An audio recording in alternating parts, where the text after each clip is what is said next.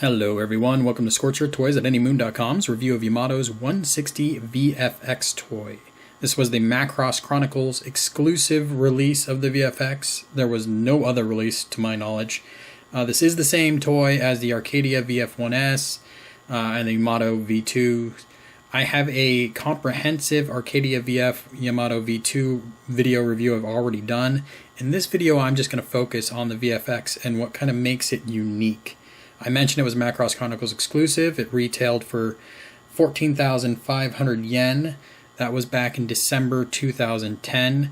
It did make its way to a few retailers, some select retailers. It must have been excess stock that wasn't sold through Macross Chronicles.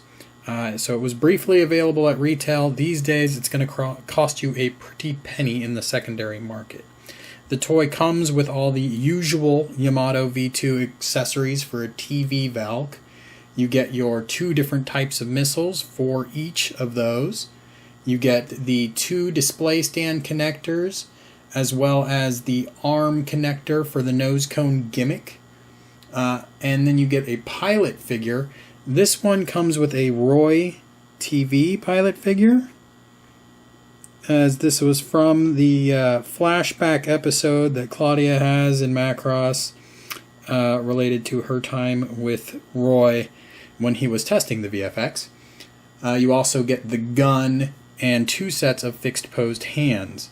With the VF-X you get a couple extra accessories, a new modified display stand connector, and that goes with the replacement shield for the bottom of the craft that I will get to in a moment.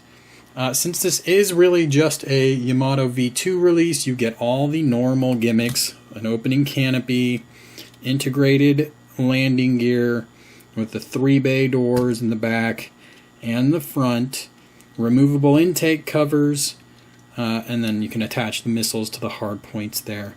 Everything locks together very well, as I showed again in my Arcadia VF-1S review.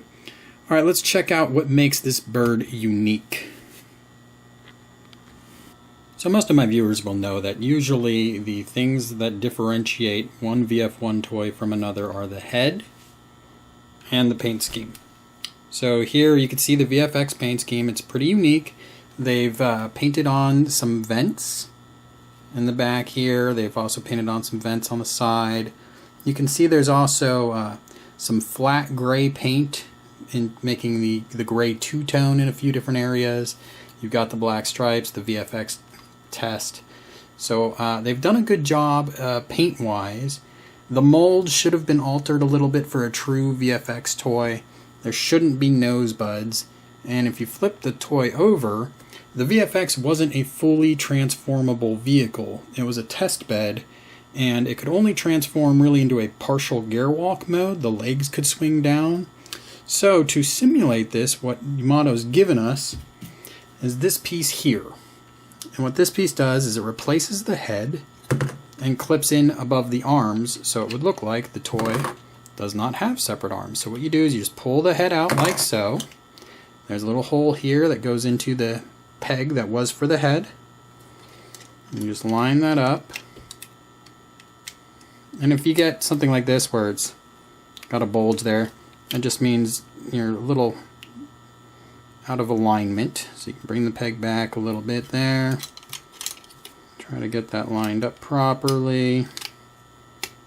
There you go. So now it's nice and smooth. And if you checked the legs, pop one for you here. The clips for the arm are now being fully used there, so you can tell that piece is properly in place.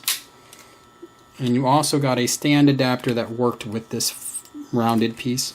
So there you go. Now you have a VF-1 that cannot transform beyond a partial gearwalk mode.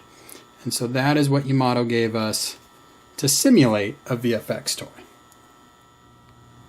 Alright, and here is the Quasi gearwalk mode that the VF-X would have accomplished. As you can see, I've got the arm still covered up with that plate that Yamato gave us. Got the head still replaced by the plate as well. So this is how the toy looks in a Quasi gearwalk mode. You could, of course, continue transforming it. You could bring up the backpack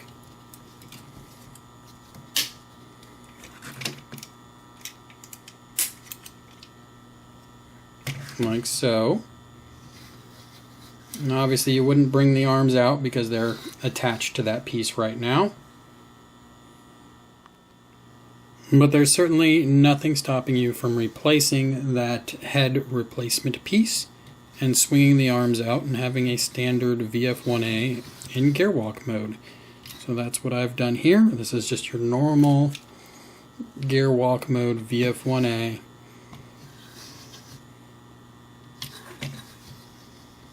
Okay, now obviously this part isn't going to do you any good in Batroid mode, but I'll show you what a VF-1A or VF-X in Batroid mode would look like. Alright, here we have Batroid mode. I think it's pretty cool that this toy can transform, obviously, that they didn't just give us that new molded piece that they had created and not give us a head. So thank you, Yamato, for doing that. Of course, this was a pretty easy repaint for Yamato, so it worked well for them as well, one would suppose. I have replaced the fixed pose hands with articulated hands. You can see they've got a little yellow trim on them that I think looks better than the fixed posed hands. This is what I consider a version 2.2 release, which means, one, you get safe shoulders. The very first Yamato V2 releases had issues with that. It also means you do not get a rainbow canopy for your fighter and gearwalk modes. That proved to be a durability issue because it would crackle off. You also get an improved latch mechanism for the legs. It's just a little bit easier to use. So this is obviously a later VF1 release, so you get all those improvements. There's a TV-style VF1A head, which makes sense because it's a TV-style Valk. If you're unfamiliar with what that head looks like, here it is. If you wanted to be bizarre and just put on that other piece as a head, make it look kind of like an alien queen, that is what you would get out of it. Obviously, I don't recommend that. I don't think anyone would. Alright, so I'm not going to go through articulation because I've already done it in my Arcadia VF-1S review. If you're not sure where to find that review, check out my YouTube channel or go to anymoon.com and look for the Yamato or Arcadia VF-1 post. You'll see lots of information there on all of the releases. Thanks for viewing.